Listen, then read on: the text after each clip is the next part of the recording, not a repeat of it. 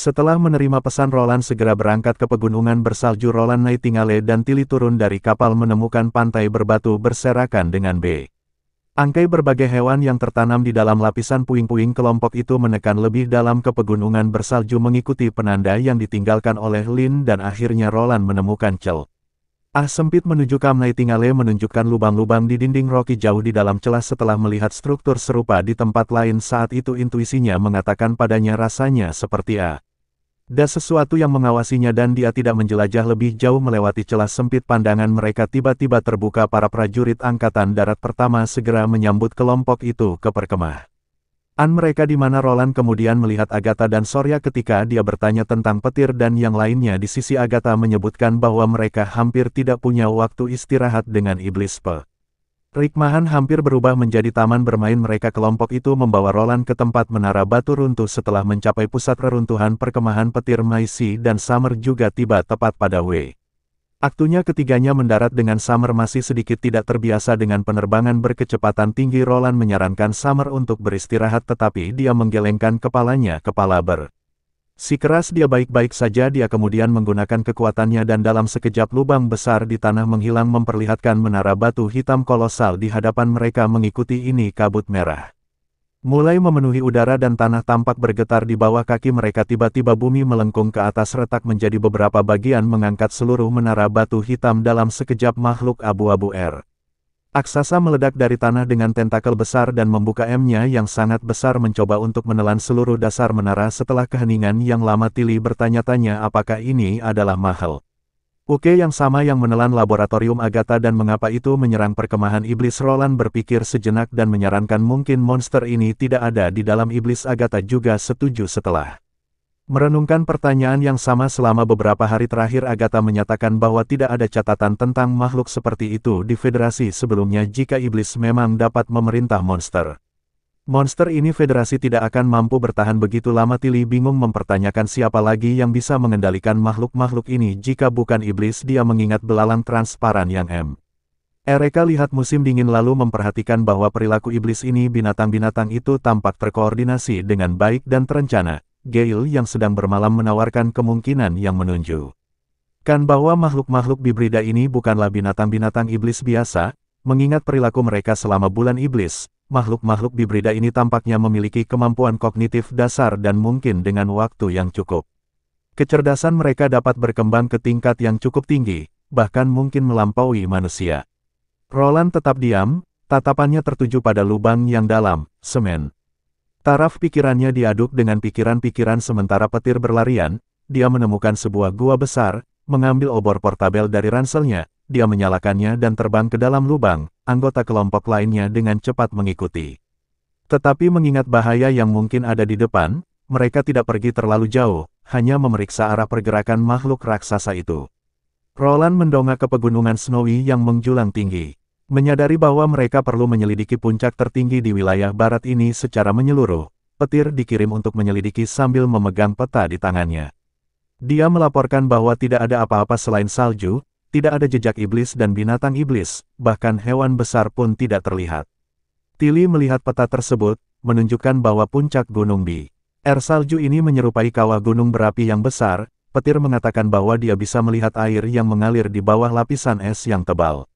Nightingale bertanya pada Roland apa yang menurutnya GKIN ada di puncak. Roland berspekulasi bahwa mungkin ada banyak hal seperti kota jam batu atau bahkan reruntuhan, tetapi fakta bahwa ada yang kosong adalah apa yang menurutnya paling aneh. Menunjuk ke lokasi tertentu di peta, Roland bertanya petir apakah itu sumber sungai air Crimson. Petir mengangguk melihat gadis muda itu. Roland bertanya apakah dia telah mencoba untuk menjelajah lebih jauh. Petir undukkan kepalanya dan cemberut mengakui dia telah mencoba tetapi tidak bisa melewatinya meskipun celahnya lebar. Air kabut terlalu tebal dan ada angin kencang. Roland menatap gadis kecil itu dengan tegas memperingatkannya untuk tidak terlibat dalam kegiatan berbahaya seperti itu di masa depan atau dia akan membuatnya melakukan 10 kali lipat dari jumlah masalah latihan yang biasa. Melihat petir mengakui kesalahannya, Roland memutuskan untuk tidak menghukumnya. Kali ini Roland berencana untuk kembali ke kastil terlebih dahulu, memutuskan untuk menunda penyelidikan pegunungan bersalju sampai Sylvie ke Bali untuk saat ini mereka harus mengalihkan fokus mereka ke perang dengan gereja Nightingale. Berbagi pemikirannya yang menyarankan telah mengingat dinginnya pegunungan bersalju yang ekstrim tidak mungkin ada orang yang akan memilih untuk mendirikan kamp di sini. Makhluk raksasa yang melahap iblis kamp itu mungkin bersembunyi di suatu tempat di dalam pegunungan bersalju. Monster-monster ini berada.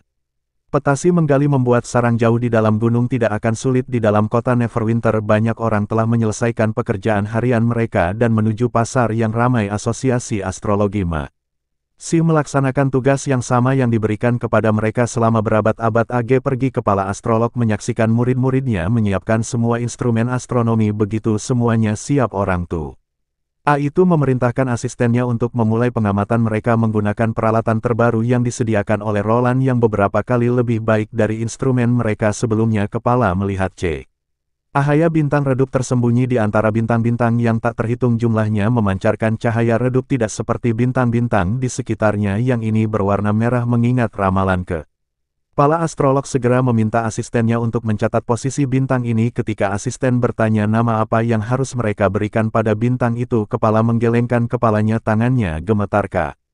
Kepala berkata tidak perlu menamainya sekarang. Dia memerintahkan asistennya untuk segera mengumpulkan semua cendekiawan dan mengevakuasi murid-murid. Asisten yang belum pernah melihat gurunya panik.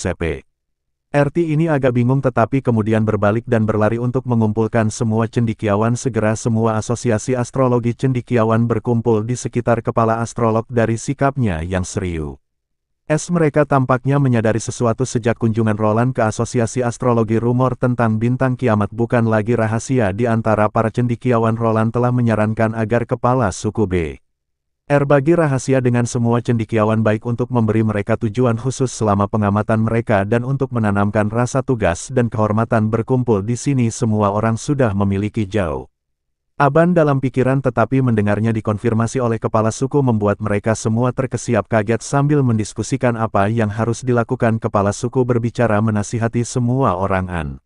Uke merahasiakannya, terus mengamati dan membuat rencana. Setelah konfirmasi 1 minggu kemudian, semua cendekiawan bergiliran mengamati keberadaan bintang merah. Tidak diragukan lagi, dikonfirmasi terlebih hal lagi. Tetapi yang aneh adalah bahwa lokasi bintang merah tetap tidak berubah. Semua bintang lainnya bergerak kecuali bintang merah. Satu-satunya perbedaan adalah cahayanya semakin kuat dari hari ke hari. Sekelompok cendekiawan duduk bersama dalam diskusi. Di antara mereka seorang cendekiawan muda yang menyarankan bahwa orang biasa mungkin tidak mengerti rasi bintang. Mereka masih dapat melihat bintang di langit. Jika ini berlangsung terlalu lama, itu bisa berpotensi menyebabkan kepanikan. Kepala suku berdiri memutuskan untuk segera menulis surat kepada raja yang menyatakan harapannya agar ini tidak terlambat. Sementara itu di kota perbatasan, Roland dan Anna sedang duduk di tepi tempat tidur. Ekspresi Anna agak sedih. Dia telah melihat dari daftar ekspedisi Wendy di mana namanya tidak disertakan.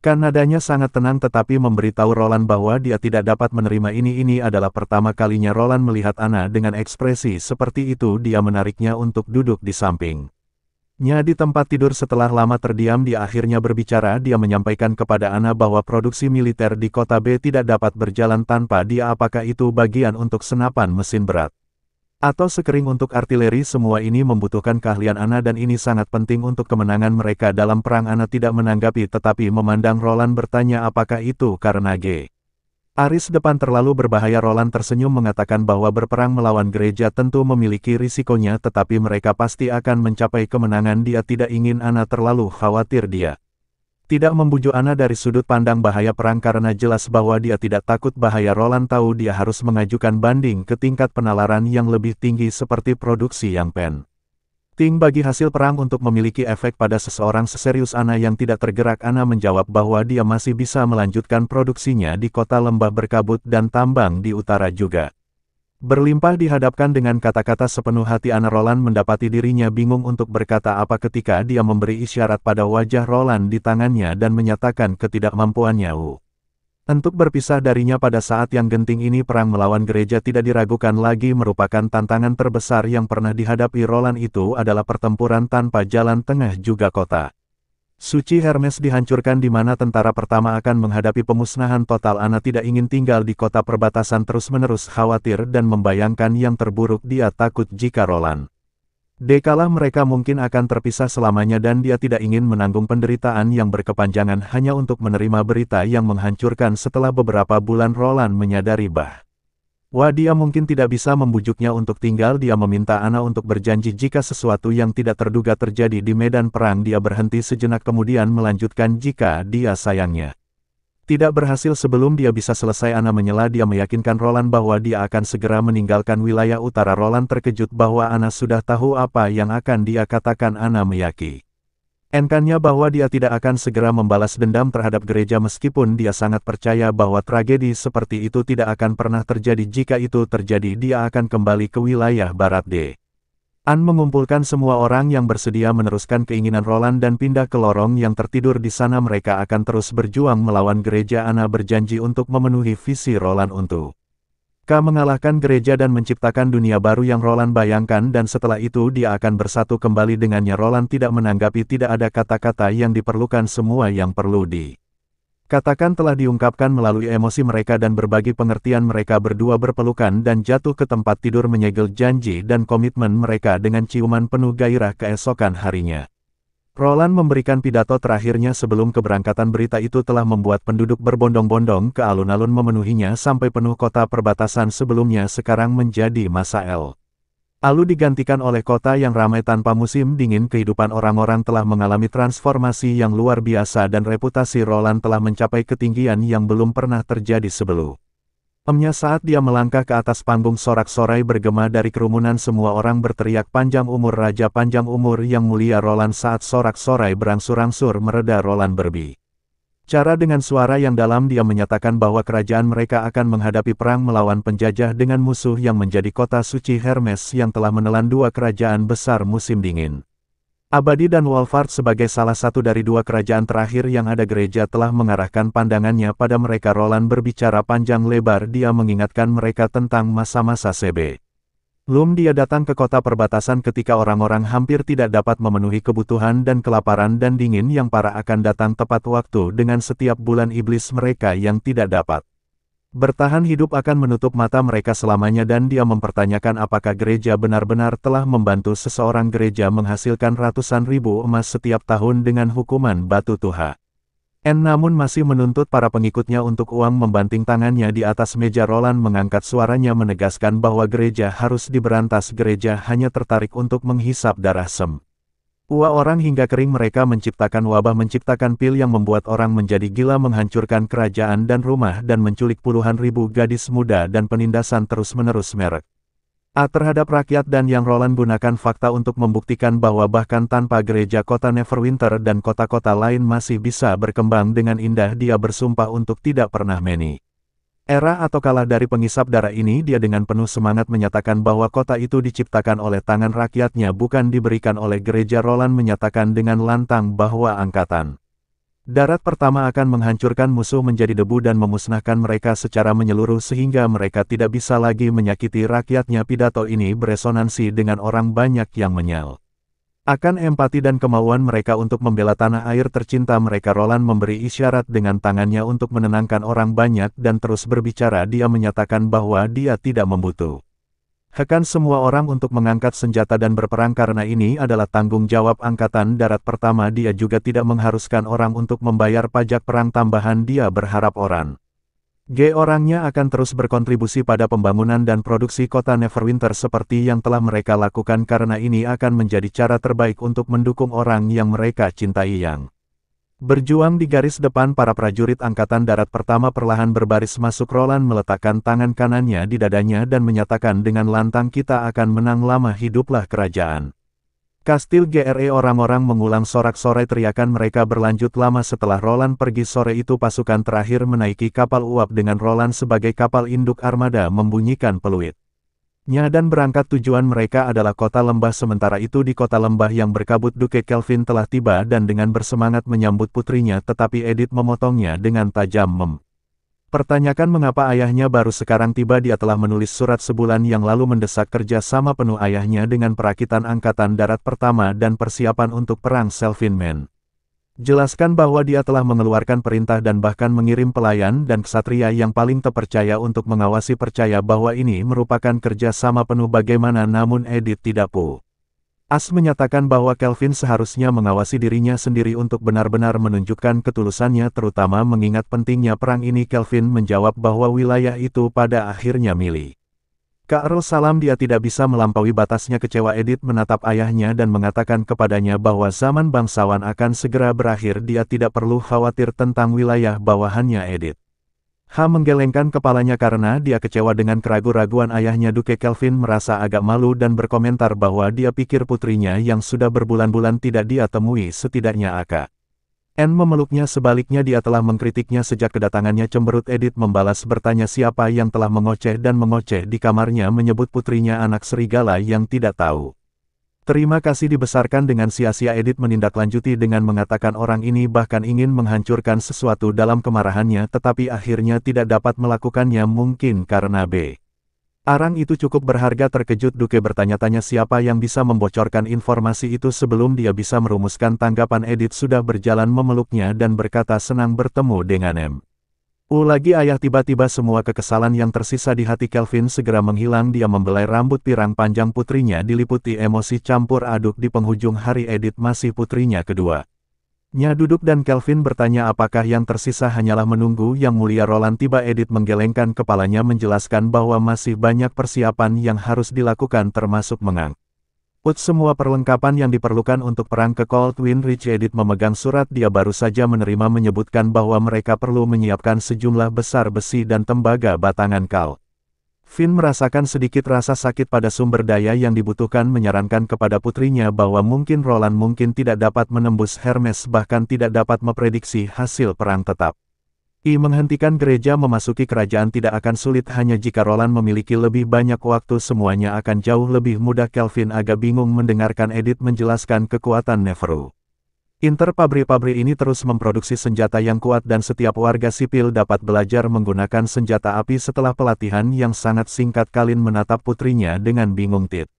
Ak begitu mengerti apa yang dia coba sampaikan. Edith terus menunjukkan bahwa seorang ksatria membutuhkan lebih dari 1 dekade pelatihan dan seluruh pandai besi dan murid-muridnya hanya bisa menempa mungkin 10 pedang dan 10 set baju besi setahun. Namun Roland dapat dengan mudah menghancurkan para ksatria lapis baja lengkap ini menjadi debu. Pabrik Roland mampu memproduksi lusinan senjata api yang kuat ini dan ratusan peluru sehari. Kelvin merasa klaim ini sulit dipercaya tetapi Edith menjelaskan bahwa dia sangat percaya pada kemampuan Roland untuk mengalahkan gereja. Kelvin kehilangan kata-kata. Akhirnya bertanya kepada Edith apakah dia memiliki harapan yang tinggi untuk Roland dan mengapa dia tidak menanggapi surat-suratnya. Selain mengirim balasan resmi kepada Roland, Kelvin juga telah menulis surat pribadi kepada Edith. Dalam surat ini dia menyatakan harapannya agar Edith melanjutkan hubungannya dengan Roland. Kelvin percaya bahwa putrinya dapat memahami pikirannya. Sayangnya Kelvin tidak menerima tanggapan apapun dari raja atau Edith sendiri atas surat-suratnya. Dia meletakkan cangkir tehnya dan bertanya kepada Edith tentang pikirannya tentang Roland. Dia ingin tahu mengapa Edith belum gerak. Edith menggelengkan kepalanya menjelaskan bahwa Timothy membutuhkan sekutu yang dapat diandalkan di utara dan cara teraman untuk memastikan hubungan ini adalah melalui aliansi oleh pernikahan politik. Jika Edith menolak lamaran ini, Timothy dapat dengan mudah meninggalkan keluarga mereka dan mendukung yang lain. Namun Roland berbeda, dia menghargai kemampuan pribadi Edith daripada latar belakang keluarganya. Kelvin masih tidak ingin menyerah. Dia menegaskan bahwa karena Edith tidak membenci Roland, apa yang menghentikan mereka berdua. Edith dengan tenang berkata meskipun dia mengagumi Roland namun Edith menunjukkan keraguan yang langka, menyatakan bahwa ini adalah sesuatu yang tidak dapat dia lakukan dibandingkan dengan kekuasaan dan pernikahan politik. Roland lebih percaya pada cinta mendengar ini. Kelvin tidak bisa menahan diri untuk bertanya apakah Roland sudah memiliki seseorang yang spesial di hatinya. Ed dengan mengangguk mengatakan itu adalah penyihir. Kelvin meragukan telinganya enak kemudian mengingat organisasi penyihir di wilayah Roland. Dia pikir ini mungkin pernikahan politik yang seharusnya tidak dapat memiliki anak. Edith menyesap tehnya dan menggelengkan kepalanya mengingat waktunya di kota perbatasan. Dia memikirkan Anna dan Nightingale. Dia tidak menjelaskan lebih lanjut dan hanya mengatakan bahwa hal-hal ini bukan urusan mereka dan mereka tidak boleh ikut campur. Harap Kelvin tidak akan menyebutkan ini lagi. Sementara itu di garis depan Coldwind Ridge, di garis depan kapak membuat persiapan pra-pertempuran, memerintahkan tentara untuk menggali parit dan Hekan senapan mesin berat ke depan. Brian tidak bisa menahan diri untuk bertanya apakah mereka harus mulai mengevakuasi penduduk di dekatnya terlebih dahulu. Dia khawatir gereja mungkin memaksa mereka untuk minum pil. Kapak menutup matanya dan menjawab tanpa ekspresi bahwa dia tidak bisa mengambil risiko memberitahu musuh mereka tidak bisa mulai mengevakuasi penduduk sampai semua posisi pertahanan dirikan. Namun Kapak meyakinkan Brian bahwa hanya akan memakan waktu 3 hari untuk menyelesaikan pengepungan posisi dan kemudian mereka dapat memberitahu evakuasi. Tiba-tiba mata Brian melebar. Kapak ngikuti tatapannya ke arah pegunungan yang jauh. Mereka berdua melihat gumpalan asap hitam perlahan naik dari balik puncak gunung. Maisy juga bergegas melaporkan bahwa sekitar 1.000 orang maju ke sini. Meskipun tidak ada logistik atau milisi, mereka semua adalah ksatria lapis baja lengkap. Sementara sekitar 300 ksatria lapis baja hitam memimpin serangan. Mereka membawa perisai besar dan tombak pendek. Etika ditanya tentang ukuran perisai. Maisy memperkirakan bahwa mereka mungkin setinggi Kapak. Mendengar Kapak ini tahu gereja akan datang. Respon gereja memang cepat. Ksatria lapis baja hitam yang membawa perisai besar tidak diragukan lagi adalah hukuman Tuhan. Tentara Brian menyebutkan bahwa Roland akan membutuhkan 3 hari lagi untuk mencapai kota lembah Misty dan artileri mereka belum pada posisi. Dan hanya beberapa senapan mesin berat yang disiapkan. Aksi tidak peduli apa yang harus mereka lakukan untuk tetap menjalankan tugas mereka. Aksi mengeluarkan perintah bahwa dalam keadaan apapun musuh tidak boleh diizinkan untuk melintasi garis pertahanan. Tepat ketika Axe dan tentaranya sedang membuat persiapan terakhir, suara klakson bergema menandakan mendekat dari musuh di bagian paling depan itu. Mang tentara hukuman Tuhan. Setiap orang yang bersenjata senapan dengan cepat memasuki parit. Tentara hukuman Tuhan dikabarkan memiliki kekuatan yang sangat besar dan tidak dapat merasakan sakit menyeyap. Kan perisai raksasa mereka di garis depan. Formasi mereka perlahan-lahan maju menuju parit. Kedua belah pihak berjarak beberapa ratus meter saat musuh secara bertahap mendekati perisai besar tentara hukuman Tuhan menjadi terlihat jelas. Kapak kemudian memberikan perintah untuk menembakkan peluru menembus perisai raksasa dan beberapa prajurit dari tentara hukuman Tuhan jatuh di bawah tembakan senapan dan senapan mesin berat yang tiada henti. Komandan di atas kuda menyadari bahwa mereka tidak akan dapat mencapai garis pertahanan di bawah tembakan ini dan memerintahkan mereka untuk meninggalkan perisai. Tiba-tiba para prajurit tentara hukuman Tuhan secara seragam melemparkan perisai raksasa mereka dan menyerang ke arah posisi dengan kecepatan yang mencengangkan, bahkan lebih cepat dari kuda yang berlari kencang. Diikuti oleh tentara penghakiman. Jarak antara kedua belah pihak dengan cepat menutup debu yang berterbangan dari tanah begitu padat sehingga prajurit tentara pertama tidak dapat melihat posisi musuh mereka. Beberapa prajurit hukuman Tuhan lengannya ditembak jatuh oleh peluru, tetapi mereka terus berlari ke depan. Tidak melambat, dalam hitungan detik mereka sudah berada di tanda 150 m dan sekitar 50 prajurit hukuman Tuhan mengangkat tombak pendek mereka dan melemparkannya ke pasukan pertama. Beberapa prajurit dari pasukan pertama tertembak. Mereka terus bertukar tembakan dengan cepat musnahkan prajurit hukuman Tuhan, tetapi beberapa berhasil menerobos parit. Melihat situasi berubah menjadi berbahaya, Kapak tidak punya pilihan selain memerintahkan semua orang untuk memasang bayonet dan bersiap untuk pertempuran jarak dekat. Kapak mengayunkan pedangnya ke anggota terdekat dari pasukan hukuman Tuhan, sementara musuh lain mengangkat tombak pendek menyerangnya. Bereaksi cepat, Kapak mengeluarkan pistolnya dan melepaskan beberapa tembakan secara berurutan. Beberapa hari kemudian di dermaga kapal, Roland perlahan berlabuh di pelabuhan melangkah keluar dari kabin. Orang pertama yang menyambutnya adalah Edith. Dia berlutut memberi hormat dan kemudian memberi selamat kepada Roland atas kemenangan pertamanya. Roland mengangguk setuju setelah mendengar laporan di atas kapal. Dia mencatat bahwa Kapak telah menyebutkan contoh penyediaan makanan Edith dan bantuan dalam mengangkut amunisi. Roland berterima kasih atas kerjasamanya. Edith tersenyum rendah hati mengatakan bahwa itu adalah tugas keluarga mereka untuk membantu. Selanjutnya dia mengundang Roland untuk mengunjungi kantornya. Edith menambahkan bahwa sementara Roland tinggal di lembah berkabut, kastil balai kota Earl akan berfungsi sebagai istana sementara yang tersedia untuk digunakannya karena dia berharap Edith telah membangun kembali dan merenovasi kantor dan semua yang ada di kantor diatur seperti di Border Town. Melihat laporan pertempuran, Roland merasa bahwa ini jelas merupakan kemenangan yang patut diingat. 156 prajurit hukuman dewa telah jatuh. Mesin pembunuh yang kuat, cepat, dan tak kenal takut ini tidak terkalahkan. Mereka masih manusia dengan darah dan daging dan mereka juga tidak bisa menahan peluru. Untungnya mereka tidak menemui penyihir murni yang menantang dalam pertempuran ini. Roland bertanya tentang korban Tentara pertama kapak melaporkan dengan sungguh-sungguh 6 tewas 40 luka parah. Semua kerugian terjadi setelah tentara hukuman dewa mendekat selama pelemparan tombak dan pertempuran jarak dekat Ikutnya untungnya hanya beberapa anggota tentara hukuman dewa yang berhasil menembus pertahanan mereka dan semuanya terkena peluru sehingga kerusakan yang mereka timbulkan terbatas. Nanoa telah menyembuhkan yang terluka dan mereka akan siap untuk kembali bertugas segera. Roland memejamkan mata Sisi dan kemudian memerintahkan AXS untuk mengatur kapal untuk mengangkut mayat prajurit yang gugur kembali ke Neverwinter untuk dimakamkan. Kapak telah menginterogasi seorang komandan gereja yang ditangkap dan percaya bahwa dia telah memperoleh beberapa intelijen yang sangat berharga terkait dengan tentara hukuman Tuhan. Roland mengikuti kapak ke ruang bawah tanah di mana mereka melihat 4 tahanan. Para tahanan ditutup matanya, tangan mereka terikat di belakang punggung mereka. Kapak menyiram mereka dan seember air es. Mereka tidak memiliki luka di tubuh mereka tetapi gemetar tak terkendali. 2 dari mereka menunjukkan ketahanan yang luar biasa sementara salah satu dari mereka tidak tahan lagi dan bersedia berbicara. Menggigil, dia mulai berbicara dengan lembut menjelaskan bahwa ritual untuk menciptakan prajurit hukuman Tuhan biasanya terjadi di Menara Langit. Hanya prajurit hukuman Dewa Paus dan para pengendali diizinkan masuk, tidak seorang pun diizinkan untuk berbicara di sana. Ketika Roland bertanya mengapa, pendeta menjelaskan bahwa prajurit yang baru dibuat akan mengidentifikasi pengendali mereka dengan suara dan mereka hanya akan mematuhi perintah dari pengendali ini. Pendeta khusus ini bertanggung jawab atas 10 prajurit hukuman Tuhan namun pada akhirnya tentara hukuman Tuhan hanya akan mematuhi perintah Paus. Awalnya Roland mengira bahwa mungkin ada semacam koneksi gelombang otak atau komunikasi telepati yang mengarahkan pasukan yang tidak masuk akal ini. Pada akhirnya ternyata itu adalah kontrol suara. Metode berlapis dan rumit ini tidak diragukan lagi sangat rumit dan tidak efisien. Belum lagi gelombang suara dapat dengan mudah membusuk. Roland merenungkan ini dan memahami kelemahan paling jelas dalam struktur komando mereka. Agatha tiba-tiba bertanya, begitu seorang pengendali ditentukan, dapatkah itu diubah? Bagaimana jika prajurit hukuman Tuhan kehilangan semua pengendalinya?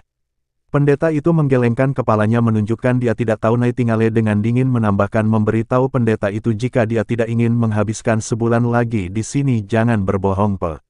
Pendeta itu tidak lagi berani berbohong dan berkata dengan sungguh-sungguh, mereka akan menuju ke tanah barbarian sendiri. Tanah barbarian dikabarkan menjadi tujuan dari beberapa prajurit hukuman Tuhan yang telah kehilangan kendali di masa lalu dan tidak ada yang pernah kembali. Agatha melanjutkan untuk bertanya kepada pendeta tentang pendirian gereja 400 tahun yang lalu. Apakah dia tahu nama Acarus dan apakah dia pernah mendengar tentang federasi atau kota Takara? Namun tidak peduli seberapa banyak Agatha bertanya, pendeta itu tidak dapat memberikan jawaban apapun setelah mendapat konfirmasi dari Nightingale. Roland menyadari bahwa melanjutkan interogasi akan menjadi feodal, jadi dia bersiap untuk pergi. Sebelum pergi, Kapak bertanya apa yang harus dia lakukan dengan para tahanan ini. Roland menanggapi dengan dingin, hanya menindaklanjuti apa yang telah dijanjikan. Tindakan sebelumnya kembali ke kastil. Agatha mengerti bahwa tentara hukuman dewa pasti telah berhasil dikembangkan setelah Takira benar-benar digulingkan, namun dia bersikeras itu tidak sesederhana yang dijelaskan pendeta karena ini tidak menjelaskan bagaimana Paus baru dapat mengendalikan prajurit hukuman dewa. Sebelumnya dia juga merasa aneh bahwa prajurit hukuman dewa akan secara aktif melakukan perjalanan ke tanah barbar yang seharusnya telah hancur selama 400 tahun terakhir dan mungkin kosong. Roland mengangguk, tetapi ini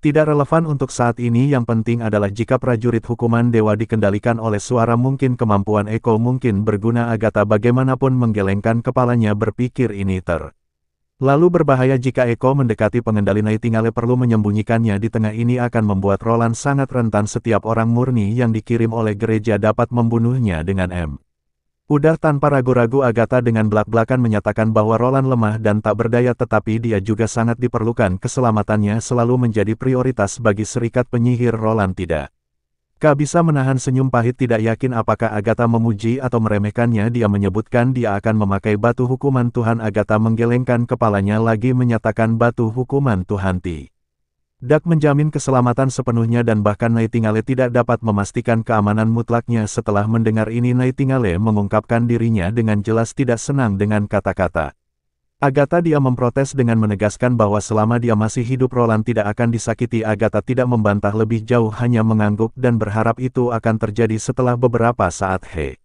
Ningdia masih merasa perlu berkomentar bahwa kenaikan Acis ke posisi pemimpin 3 kursi teratas tidak demikian karena kemampuan tempurnya taktik dan kecerdasan Acis juga lebih unggul dari penyihir L. Ain Acar kecerdasan terkuat dalam sejarah telah menyelamatkan federasi dari ambang kehancuran berkali-kali tanpa dia tak kira tidak akan bertahan begitu lama setelah mengatakan semua ini maksud sebenarnya.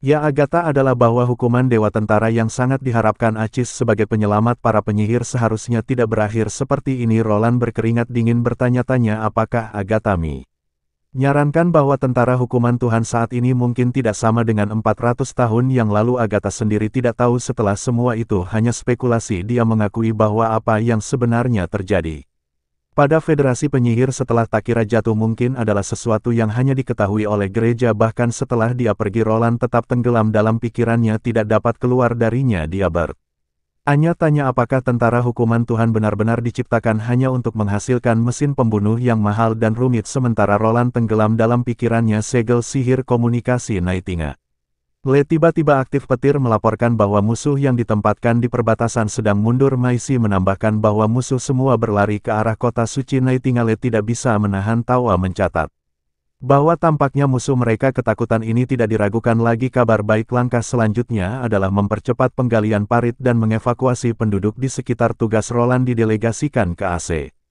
TX dan Edith. Sementara itu di kota suci Hermes di dalam menara langit katedral keduanya Uskup Agung menerima berita itu dan terdiam. Pasukan yang terdiri dari 1.300 orang termasuk 300 prajurit hukuman dewa gagal maju. Pemimpin operasi ini adalah seorang ksatria pengadilan yang berpengalaman yang telah memenangkan ratusan pertempuran dan yang kemudian naik ke posisi Uskup Agung. Kerugian seperti itu tidak terbayangkan. Bahkan jika mereka menghadapi iblis, mereka seharusnya tidak menderita korban yang begitu besar. Prajurit pengadilan datang untuk melaporkan bahwa Uskup Agung Soi sudah bangun setelah masuk ke ruangan. Kedua Uskup Agung itu bisa mendengar teriakan itu, yang menuntut untuk segera menemui Paus. Salah satu dari mereka meminta Soi untuk tenang dan menjelaskan apa yang telah terjadi. Soi dengan dingin menyatakan semuanya adalah jebakan, menutup mulutnya saat dia mengingat senjata api Roland, bersikeras bahwa dia harus segera melapor kepada Tuhan. Uskup Agung Elf sedikit meninggikan suaranya. Curiga bahwa Soi mencoba untuk tidak bertanggung jawab, memberitahu Soi bahwa dia telah berusaha keras untuk menekan berita kekalahan mereka. Tepat ketika Ton hendak berbicara, pintu di belakang mereka terbuka. Zero masuk memberitahu mereka bahwa Paus ingin melihat Soi didukung oleh 2 prajurit pengadilan. Soi berjalan ke ruang rahasia meskipun Uskup Agung lainnya ingin ikuti mereka dihentikan oleh Zero menjelaskan bahwa Paus hanya khawatir tentang potensi kebocoran rahasia tentara hukuman Tuhan. Membingungkan kedua Uskup Agung itu bertanya rahasia apa yang dia maksud.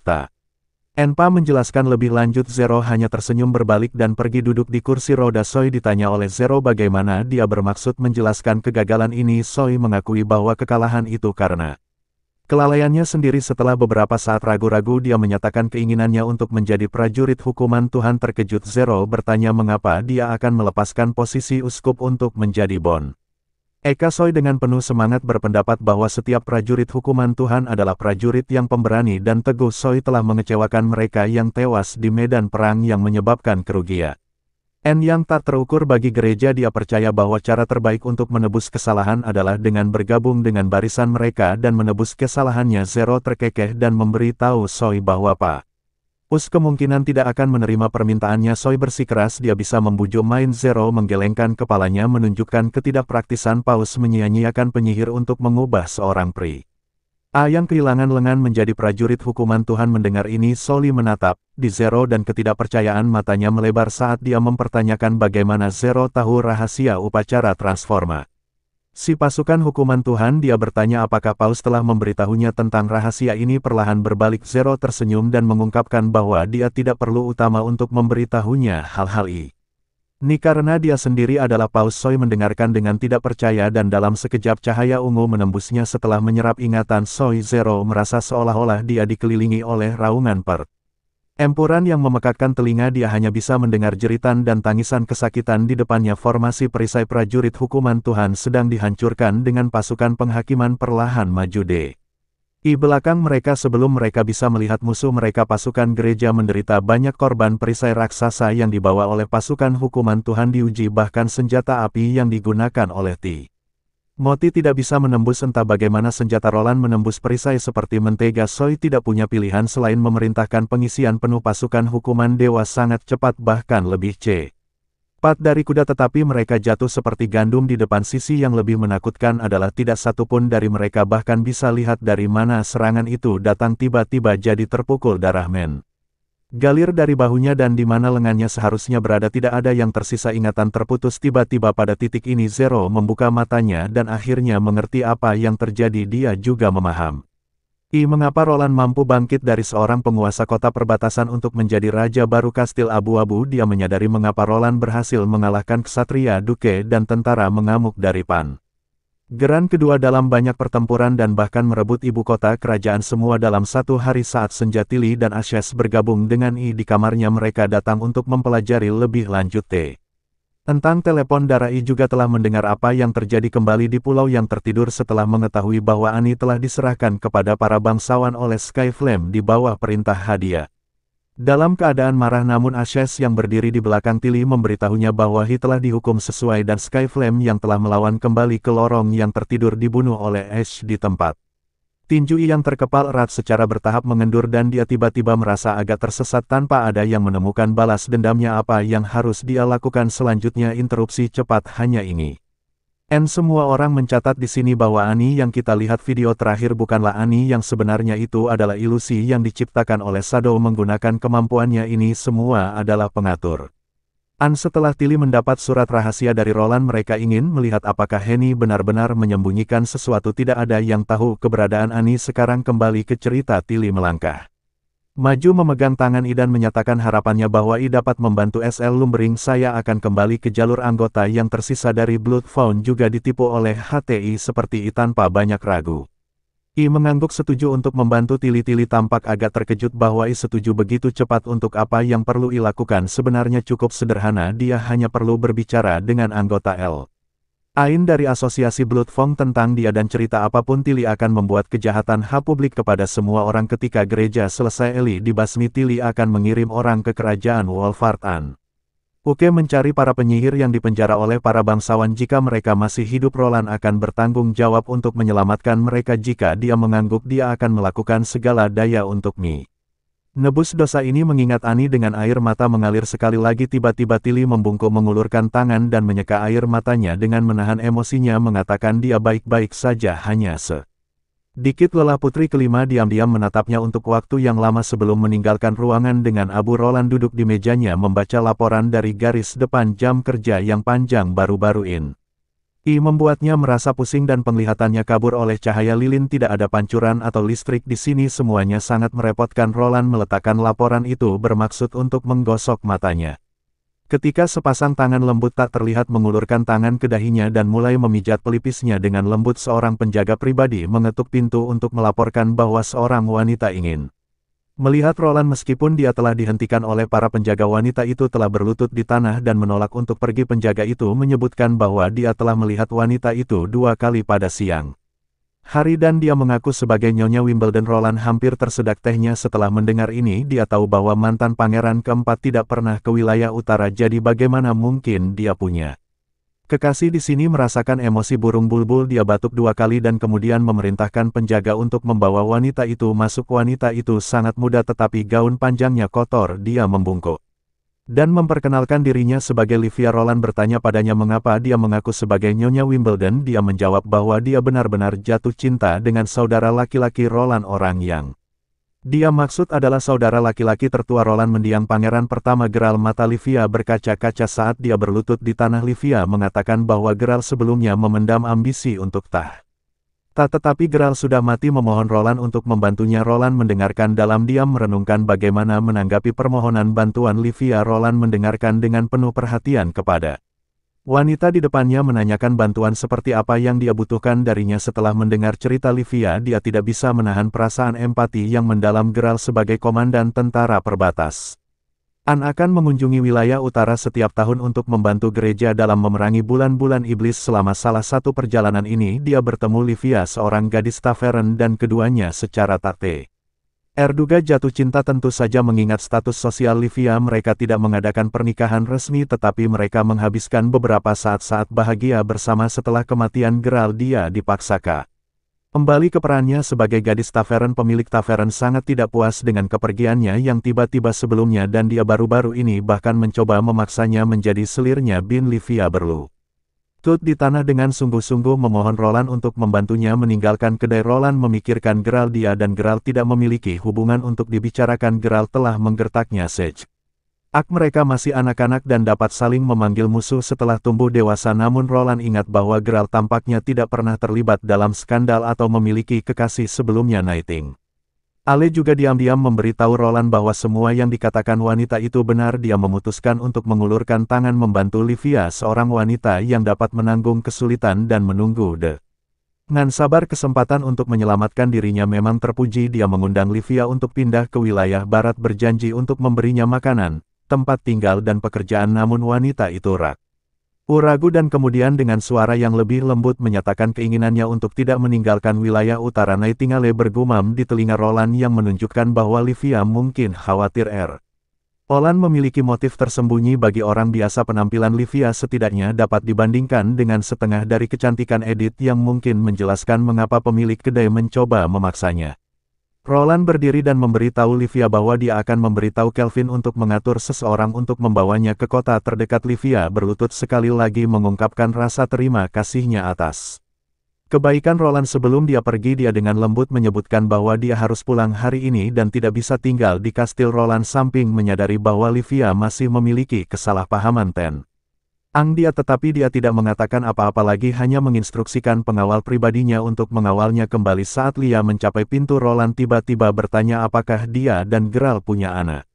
Livia terkejut. Dia berhenti sejenak sebelum berbalik untuk menjawab, mengatakan bahwa dia tidak bisa memberi Geralt apapun setelah pengawal pribadi pergi bersamanya. Nightingale mengungkapkan dirinya yang menyatakan Livia berbohong. Dalam kalimat terakhirnya Roland juga menyadarinya memahami bahwa Livia dipaksa oleh pemilik kedai, mungkin karena anaknya. Nightingale dengan lembut bertanya apakah Roland ingin menyelidiki Livia. Roland secara alami tidak punya niat untuk menyakiti ibu dan anak yang tidak bersalah. Dia tersenyum pada Nightingale dan bertanya padanya bagaimana dia berencana untuk menyelidiki. Nightingale perlahan menjawab bahwa dia akan melakukan apapun yang Roland minta dia lakukan. Roland meraih tangannya dan meletakkannya di bahunya sambil berkata jika memang begitu Roland ingin. Dia melanjutkan pijat. Roland menatap Nightingale dan dengan senyum lembut meyakinkannya bahwa dia tidak akan pernah menjadi tipe orang yang paling dibenci Nightingale. Sementara itu di kota suci Isap, Ella berjalan ke arah Zero sambil tersenyum dan memperhatikan bahwa sepertinya Zero telah bertemu lawan yang tangguh. Zero tidak menjawab tetapi menunjuk ke tempat tinggal di bawah dan bertanya kepada Isabella seperti apa rupa mereka. Isabella bingung seolah-olah Zero sedang berbicara pada dirinya sendiri. Dia berkata orang-orang ini kecil dan bodoh seperti semut. Mereka sibuk sepanjang hari tetapi mereka tidak tahu mengapa mereka melakukannya. Isabella merentangkan tangannya dan berkata ini tidak ada hubungannya dengan mereka. Zero memejamkan mata dan berkata tanpa ekspresi mungkin para dewa juga lihat mereka seperti ini mengabdikan diri mereka untuk pertempuran berdarah dan kemudian mati dalam kebingungan. Isabella bertanya apa sebenarnya yang ingin dikatakan Zero. Zero tersenyum dan cahaya yang belum pernah terlihat sebelumnya melintas di matanya. Dia merasa bahwa dia selangkah lebih dekat dengan kehendak ilahi. Selama dia melahap peluang Roland memenangkan perang ilahi akan meningkat sebesar 50% lagi. Zero sangat yakin bahwa ini adalah Tuhan yang mengirim Roland ke sisinya. Isabella telah mendengar tentang pertempuran baru-baru ini di mana mereka kehilangan 150 prajurit tentara hukuman Tuhan sementara musuh hampir terluka. Dia mengingatkan Zero untuk tidak melupakan tujuan mereka. Bahkan jika Zero mengumpulkan semua kekuatannya dan mengalahkan Ren, itu tidak akan menguntungkan mereka.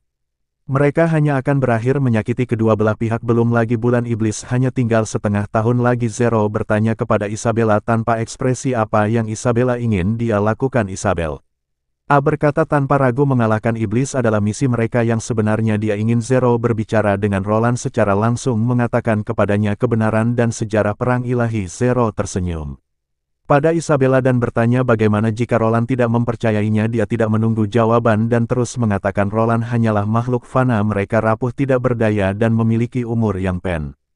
Satu penyakit mungkin merenggut nyawanya, mereka tidak dapat menaruh harapan mereka pada orang seperti itu. Isabella ragu-ragu. Zero menatap Isabella dan mengatakan kepadanya bahwa dia adalah orang Ye. Ang benar-benar disukai oleh para dewa. Dengan nada yang tidak dapat disangkal, Zero menekankan dia tidak pernah mengecewakan ribuan jiwa yang telah dia lahap. Dapat bersaksi. Mungkin Isabella dibujuk Ata. Mungkin dia tidak ingin berdebat lagi. Dia bertanya pada Zero apa rencananya. Zero berkata mereka harus mendekati Roland lalu membiarkan Isabella menggunakan segel sihir tingkat tinggi yang ditinggal oleh Federasi lalu menerapkan kemampuannya untuk menonaktifkan batu hukuman Tuhan pada Roland. Isabella mengerutkan kening memberitahu Zero bahwa segel sihir adalah penggunaan satu kali jika Zero gagal maka mereka selesai. Mendengar ini Zero menjadi sedikit marah, menekankan kembali bahwa dia tidak akan gagal. Dia tidak pernah gagal sebelumnya selama Isabella bekerja sama dengannya. Kesuksesan dijamin, tetapi sebelum itu mereka perlu menemukan cara untuk memikat Roland keluar di garis depan. Roland menggunakan metode lama, menembak terlebih dahulu, menarik target, kemudian jika sebuah peluru jatuh di lereng jalan menurun, dia akan menandai posisi dan mencatat data dalam pertempuran. Sebenarnya segera setelah musuh memasuki jangkauan titik yang ditandai, mereka dapat menembak langsung setelah petir melaporkan koordinat musuh. Menyaksikan semakin banyaknya kawah peluru petir, semakin percaya diri mengetahui bahwa mereka pasti akan mengalahkan gereja dan juga mengalahkan iblis yang kembali ke Kamer.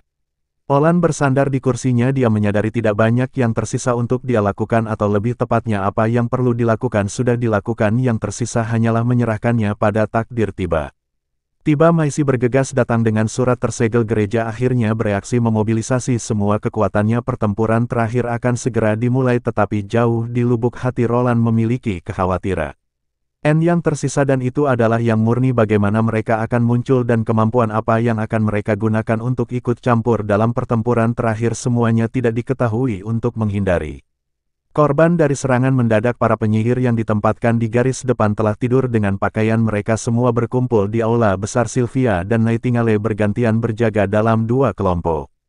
Kak Eko siap membangunkan seluruh kamp pada tanda pertama reaksi magis. Saat senja Roland melangkah keluar diikuti oleh Abu Andrea dan Nightingale yang sedang berpatroli juga melindungi Roland. Menggosok lehernya, Roland menyesali ketidaknyamanan yang disebabkan oleh bantalan jerami yang berlebihan di bawah tempat tidurnya. Andrea merasakan hal yang sama, tetapi Abu menunjukkan bahwa mereka tidak sedang dalam perjalanan. Memiliki atap di atas kepala mereka sudah merupakan kemewahan. Keduanya mulai bertengkar dan Nightingale terkekeh menarik Roland ke samping, memberitahu Roland bahwa mereka berdebat seperti ini setiap malam. Roland kemudian bertanya pada Nightingale tentang bagaimana keadaan semua orang di serikat penyihir. Nightingale mengangkat bahu menyebutkan bahwa mereka semua telah mengalami kondisi yang jauh lebih keras di masa lalu. Ini bukan apa-apa bagi mereka. Roland tersenyum. Riley menyadari bahwa mungkin dialah yang paling berjuang untuk tetap tenang berjalan bersama Roland dan Nightingale menatap ke arah Myriad of Stars tenggelam dalam pikiran. Setelah keheningan yang lama, Roland bertanya apa yang akan terjadi pada mereka setelah semuanya berakhir. Merasakan kecemasannya sebelum Nightingale mengatakan apapun. Roland tersenyum dan berkata dia hanya memiliki sedikit sentimen jika yang terburuk terjadi. Apakah kota Neverwinter akan tetap seperti sekarang, atau apakah kerajaan akan sepenuhnya dikonsumsi oleh gereja? Mungkin semuanya akan kembali ke cara lama para bangsawan. Dan untuk semua orang, apakah mereka benar-benar dapat melarikan diri dengan aman ke pulau yang tertidur?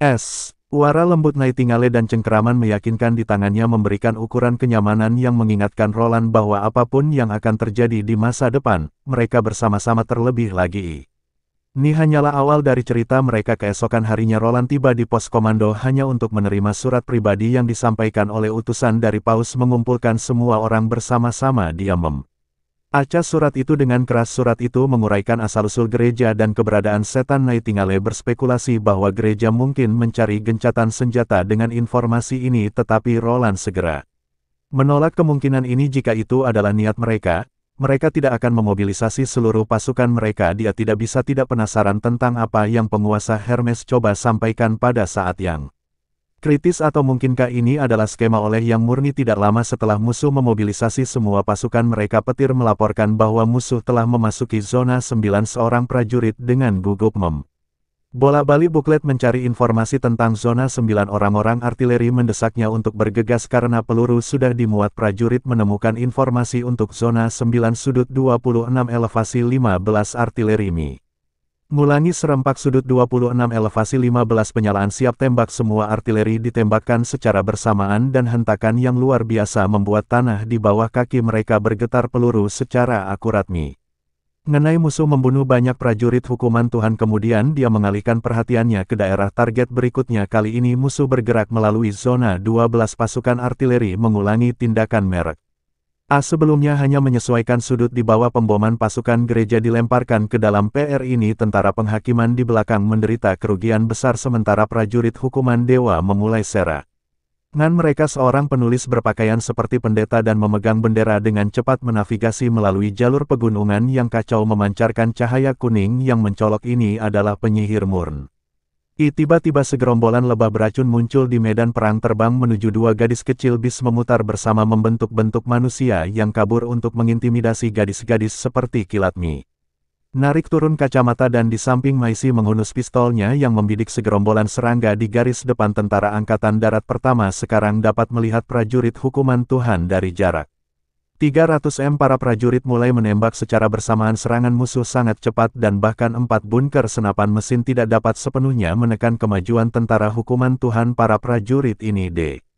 Dengan cepat mencapai garis 200 meter dan tiba-tiba mengambil tombak mereka melemparkannya ke arah tentara pertama turunkan seseorang berteriak dan panggilan bergema melalui parit saat kedua belah pihak melanjutkan serangan tanpa henti mereka beberapa tombak menembus tubuh prajurit Angkatan Darat Pertama dan lebih banyak musuh menerobos garis tembak dengan hukuman Dewa Tunggal prajurit memasuki parit sebuah bilah turun ke arah seorang prajurit di garis depan Angkatan Darat Pertama melihat saudara seperjuangan mereka terluka para prajurit menyerang hukuman Dewa prajurit sebagai pembalasan prajurit Angkatan Darat Pertama terus terluka dan mereka yang terluka dengan cepat dibawa kembali untuk perawatan penyembuhan. Nanoa Roland berdiri di platform komando menggunakan teropongnya untuk mengamati garis depan yang secara bertahap stabil musuh telah menembus 3 parit tetapi daya tembak garis pertahanan berikutnya menjadi semakin terkonsentrasi secara signifikan memperlambat kemajuan tentara hukuman dewa. Tiba-tiba Sylvie melihat sesuatu dan mengeluarkan peringatan bagaimana namun sebelum apapun dapat dilakukan tanah tiba-tiba tenggelam dan seorang wanita yang terbungkus kerudung hitam muncul di lokasi yang runtuh hampir menatap lurus ke depan. Apa yang terjadi selanjutnya adalah Aerie para prajurit yang menjaga Roland mengarahkan senjata mereka dan mengarahkannya ke bawah tulang kering. Mereka sendiri lalu menarik pelatuk. Roland menyaksikan dengan tidak percaya semakin banyak penyihir murni tiba-tiba muncul di medan perang dan yang pertama tentara menderita banyak korban. Mereka terus-menerus mengarahkan senjata mereka ke arah yang tampak murni memanfaatkan kesempatan tentara penghakiman lanjutan menelan pil dan menyerang ke depan menjerumuskan medan perang ke dalam kekacauan.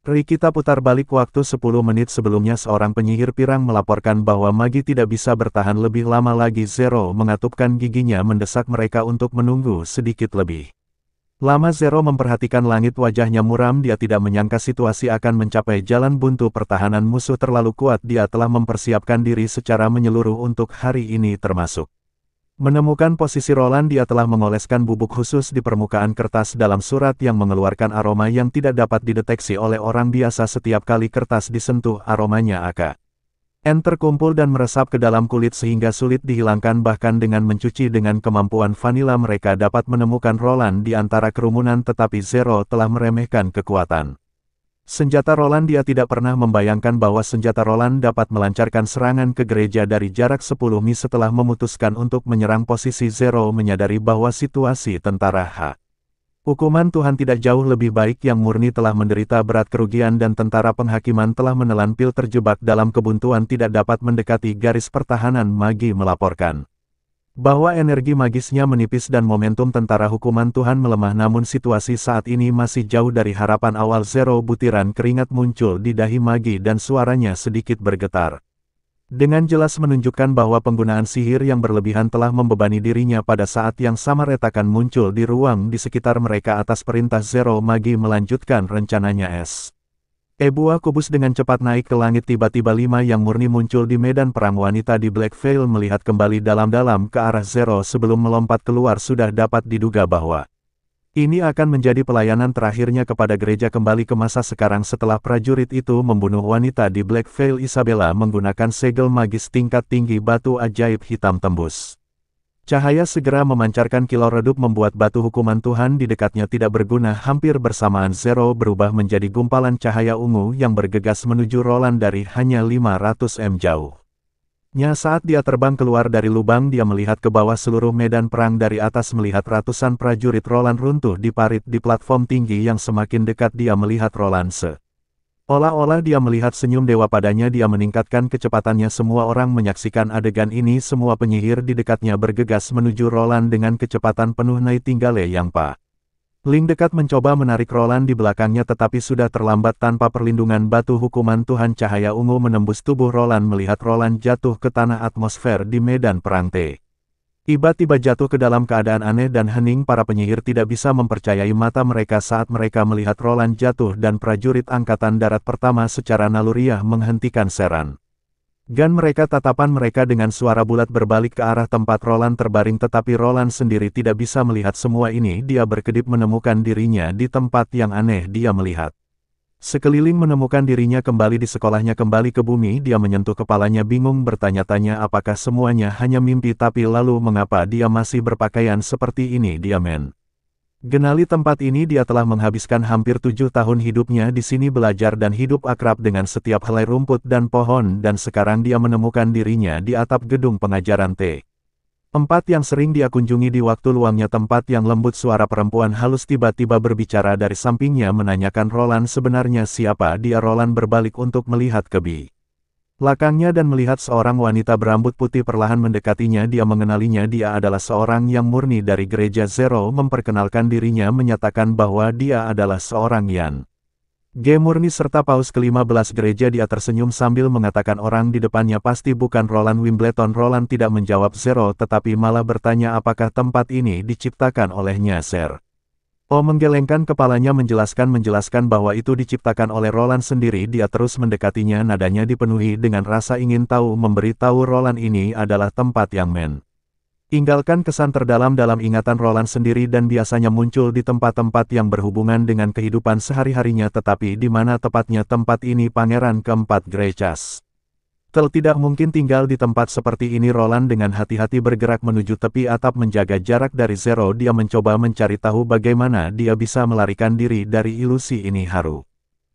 Dia melompat dari atap berdasarkan pengalamannya dengan mimpi buruk. Melompat dari tempat yang tinggi biasanya langsung membangunkannya. Zero tersenyum seolah-olah dia bisa membaca pikirannya. Bahkan jika Roland tidak mengatakan apa-apa, dia akhirnya akan mengetahuinya. Keluar, dia tiba-tiba berhenti, mengatakan semua orang yang terpengaruh oleh kemampuannya mendapat penjelasan darinya tentang cara kerjanya. Itulah aturannya, namun Roland merupakan pengecualian. Sebelum Roland bisa menjawab, Zero telah melompat di depannya. Rasa sakit yang tiba-tiba membuatnya tidak mungkin untuk mendengar suara apa pun. Dia gemetar dan menundukkan kepalanya hanya untuk melihat belati pendek menembus dadanya. Dia mencoba berteriak tetapi tidak ada suara yang keluar. Rasa sakit yang hebat mengalir melalui tubuhnya.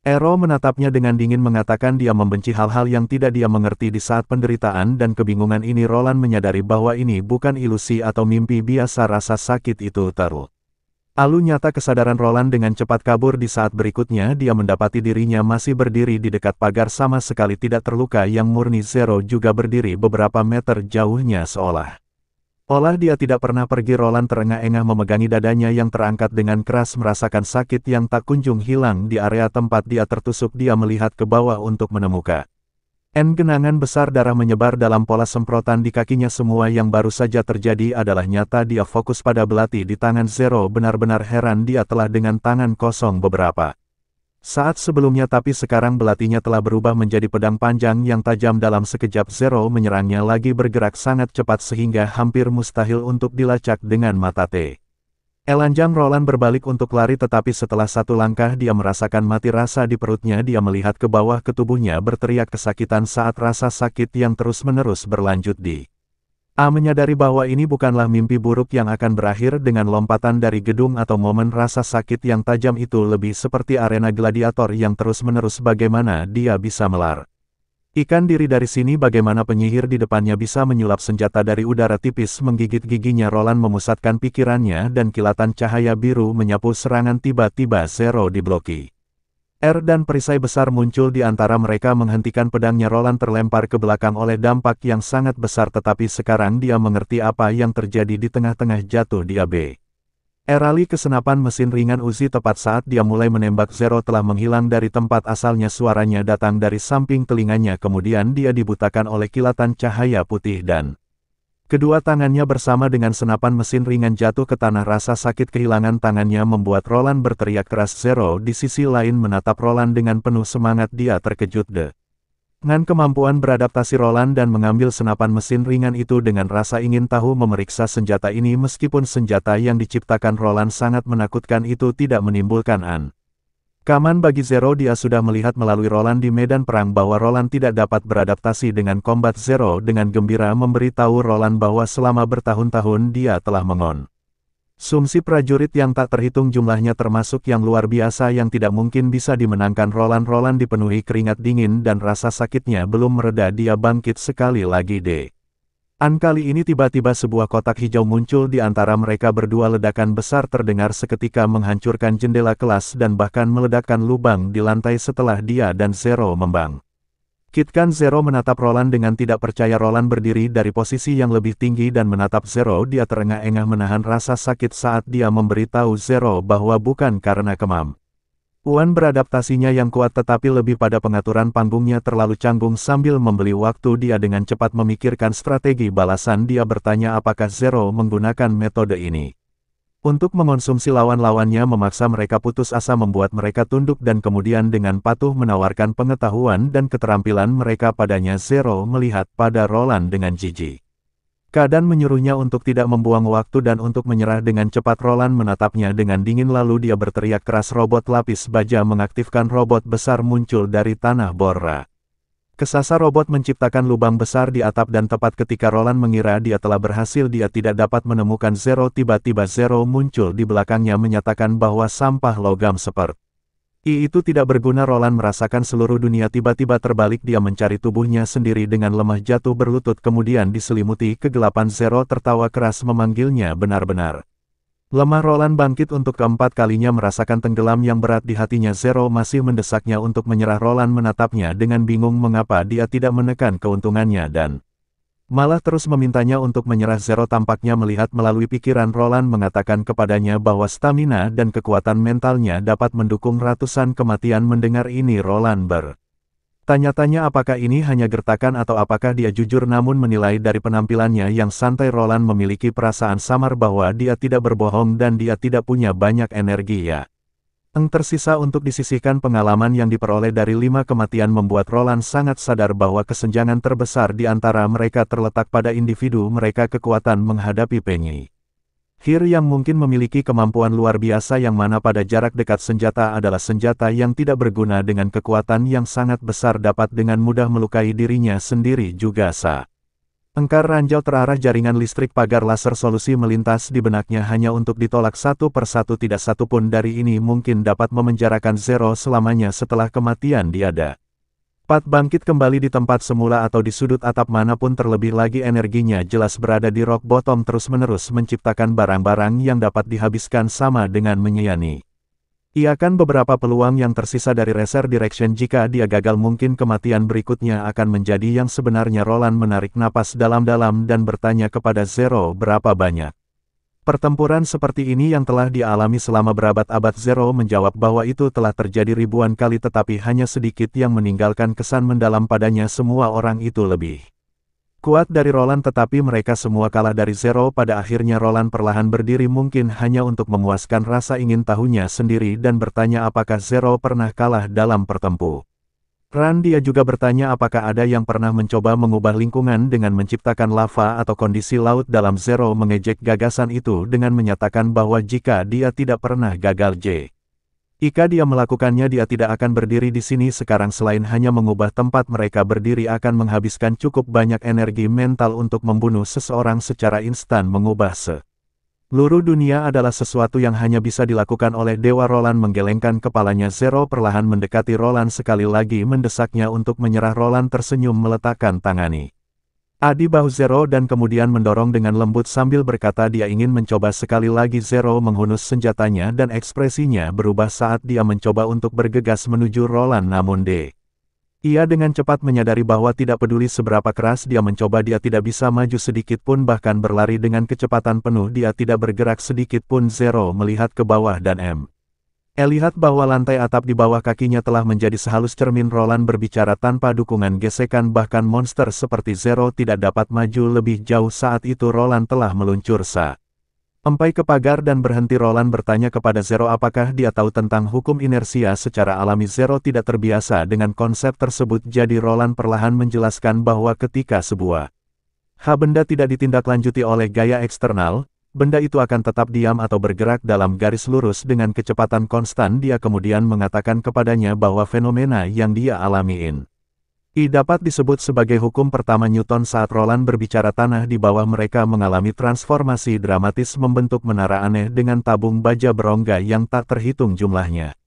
Menunjuk langsung ke nol meskipun nol masih terjebak di tempatnya. Dia mengangkat pedang panjangnya tinggi tapi kali ini Roland lebih cepat. Hampir 100 tabung baja meluncurkan serangan mereka secara bersamaan setelah rentetan tembakan konstan. Nol membangkitkan waktu setelah waktu. Yang mengejutkannya adalah tanah tetap terluka dengan tidak ada satu goresan pun yang terlihat dalam pikiran Zero. Sesuatu yang lebih halus dari cermin dan lebih keras dari baja tidak mungkin ada. Zero berteriak tak percaya menegaskan bahwa Roland tidak dapat menciptakan sesuatu yang tidak ada. Roland menatap Zero dengan menyedihkan. Meskipun Roland tidak dapat mengubah dirinya menjadi Superman, mungkin dia mampu menciptakan kekuatan yang tidak kalah kuat dari Superman. Roland mengubah permukaan antara atom-atom permukaan atom tanah saling menempel erat melalui gaya interatomik yang kuat. Permukaan seperti itu hampir sangat halus dan memiliki kekuatan luar biasa membuatnya lebih halus dari cermin dan lebih keras dari berlian. Zero mendapati dirinya benar-benar tidak bisa bergerak. Dia tidak bisa lari atau menghindar. Dia hanya bisa bergoyang dengan rentetan serangan yang penuh gejolak. Ini tidak ada hubungannya dengan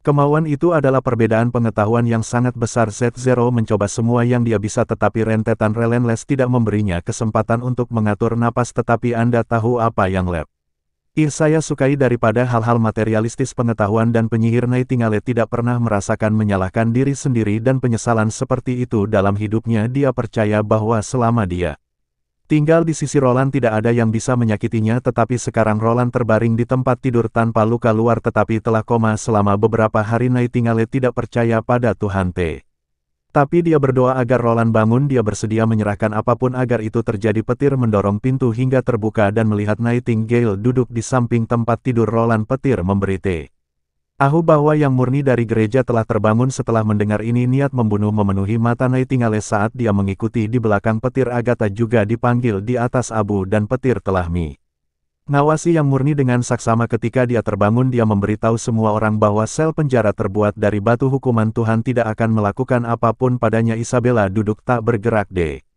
Kepala tempat tidur wajahnya tertutup debu masih berpakaian jubah gerejanya yang berlumuran darah. Sebelum Nightingale dapat mengajukan pertanyaan Isabella berbicara sepertinya Zero telah gagal. Nightingale menatap dingin ke arah Isabella tetapi Isabella tampaknya mengabaikan niat membunuh di mata Nightingale dan perlahan berkata dia akan menceritakan semua yang dia tahu. Sikap yang murni membuat Nightingale terkejut karena dia dapat melihat bahwa kata-kata Isabella tulus. Isabella pertama-tama menjelaskan kemampuannya. Dia dapat meniadakan efek batu hukuman Tuhan tetapi lebih dari itu dia tidak memiliki kekuatan lain. Baru kemudian semua orang mengerti mengapa batu hukuman Tuhan yang dimiliki Roland Ward tiba-tiba berhenti bekerja. Isabella telah menutup matanya merasakan penyesalan bahwa dia tidak dapat menghentikan Zero karena dia terlalu dikaburkan oleh apa yang dia klaim sebagai milik Tuhan yang membuatnya percaya bahwa dia adalah anak kesayangan Tuhan. Saat itulah ketiganya akhirnya ngerti bahwa itu adalah yang murni juga paus baru gereja bernama Zero yang merupakan pelaku sebenarnya di balik serangan terhadap Roland dan kemampuannya adalah satu-satunya medan perang. Isabella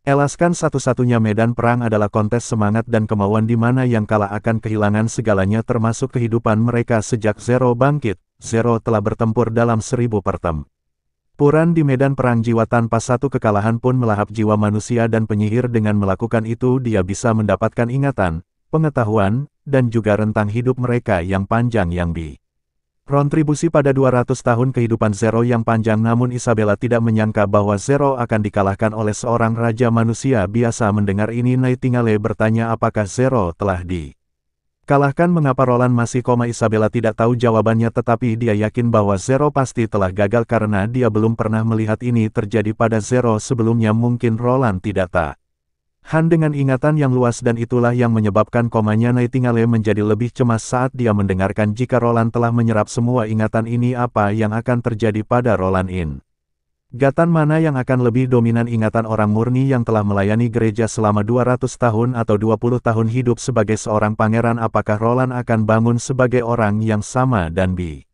berapa lama waktu yang dibutuhkan baginya untuk bangun? Banjir pikiran dan pertanyaan membuat hampir mustahil bagi Nightingale untuk mempertahankan ingatannya. Ketenangan Agatha merasakan perubahan suasana hati burung bulbul dan secara bertahap mengarahkan percakapan menuju sejarah gereja dan federasi. Isabella menyebutkan bahwa meskipun surat yang dikirim ke Roland telah dirusak dengan konten mengenai kerajaan penyihir dan iblis dari 400 tahun yang lalu, semuanya nyata. Agatha menggelengkan kepalanya memberitahu Isabella bahwa informasi ini tidak ada nilainya bagi mereka. Isabella memihak berpikir Agatha tidak mempercayai kata-katanya, namun ketika Agatha mengungkapkan bahwa dia adalah seorang penyihir dari federasi 400 tahun yang lalu, Isabella terkejut. Agatha menjelaskan bahwa dia telah menyaksikan jatuhnya Takira dan bahwa Roland telah memimpin mereka dalam pertempuran melawan iblis. Yang sebenarnya ingin diketahui Agatha adalah bagaimana federasi telah berubah menjadi gereja setelah beberapa saat. Isabella mengumpulkan pikirannya dan menjelaskan bahwa menurut catatan sejarah, konflik sipil pecah di dalam federasi selama pelarian mereka setelah jatuhnya Takira, membaginya menjadi dua faksi.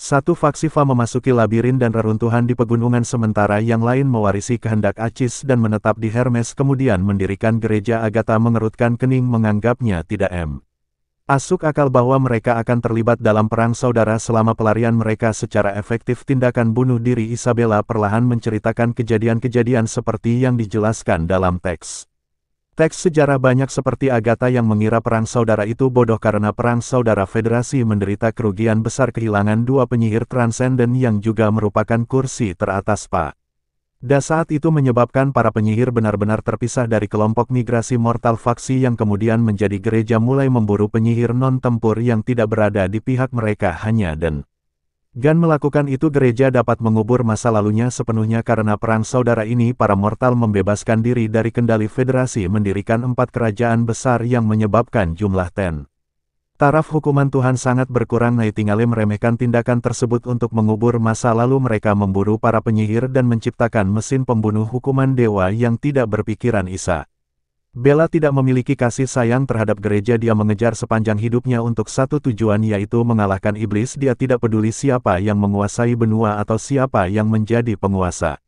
Karena ini juga merupakan niat awal federasi. Meskipun nol kemudian menjadi gila, keinginannya di bertarung melawan iblis dan keyakinannya lebih kuat daripada kebanyakan orang. Itulah sebabnya Isabella memilih untuk tetap di sisinya dan membantunya. Mendengar kata-kata ini, Nightingale menjadi sangat marah sehingga dia menghunus belatinya. Agatha menangkap Nightingale, mendesaknya untuk tenang, menunjukkan bahwa membunuh yang murni di depan mereka tidak akan membangunkan Roland. Setelah beberapa waktu, Nightingale dengan kesal menyarungkan belatinya saat mereka bersiap untuk pergi. Isabella tiba-tiba angkat bicara menyebutkan bahwa Zero mengatakan ruang doa di puncak tempat suci dapat memungkinkan seseorang untuk menghadapi dewa secara langsung. Meninggalkan ruang bawah tanah, Nightingale meninju dinding dengan frustrasi, masih tanpa cara untuk membangunkan Roland. Agatha menghiburnya, mengingatkannya bahwa mereka telah melakukan semua yang mereka bisa dan sekarang yang bisa mereka lakukan hanyalah menunggu. Agatha menyarankan agar serikat penyihir diberitahu tentang situasi tersebut. Nightingale berjuang untuk menahan niat membunuhnya, bersumpah untuk membuat Isabella membayar. Sementara Agatha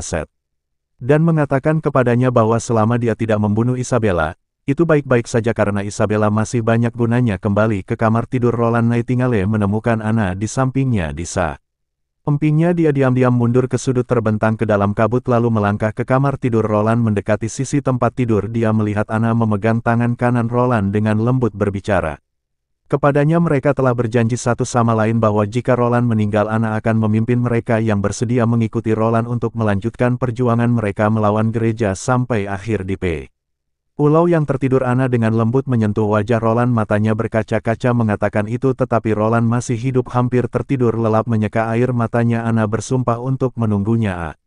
Apakah itu untuk sehari, setahun, atau seumur hidup, berjanji untuk tinggal di sisinya untuk menjaganya. Nightingale merasakan pang yang tajam di hatinya, rasa sakit yang lebih tak tertahankan daripada cedera fisik apapun saat dia membungkuk memegangi dadanya dengan erat dan air matanya mengalir. Roland merasakan sakit yang menusuk di kepalanya dan penglihatannya yang kabur pertama kali tertuju pada langit putih bersih di atas. Saat penglihatannya secara bertahap menajam, rasa tidak nyaman tumbuh di dalam dirinya. Dia duduk dengan tiba-tiba ke tempat yang tidak dikenalnya, setengah berharap bahwa pertempuran antara dia dan Zero masih berkecamuk. Dia mencoba memanggil RPK untuk membela diri dan melihat sekeliling untuk mencari Zero, tetapi dia tidak lagi berada di atap sekolah. Itu adalah ruangan modern. Tempat itu sedikit usang tetapi memiliki kipas angin, televisi, dan elektronik modern lainnya, dan perabotan. Ada juga beberapa majalah di meja kopi yang Roland tahu tidak akan pernah dia beli.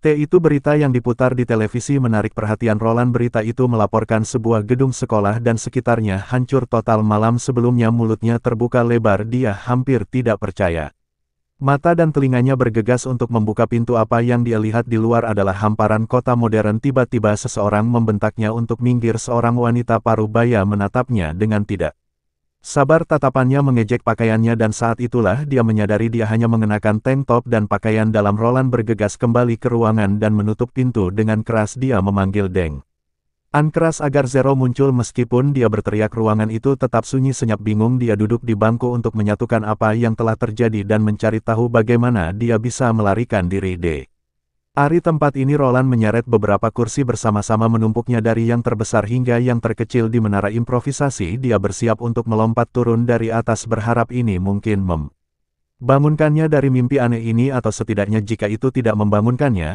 jatuhnya tidak akan terlalu menyakitkan. Saat dia bergoyang maju mundur di tumpukan yang berbahaya, suara kunci yang diputar di lubang kunci bergema dari luar pintu.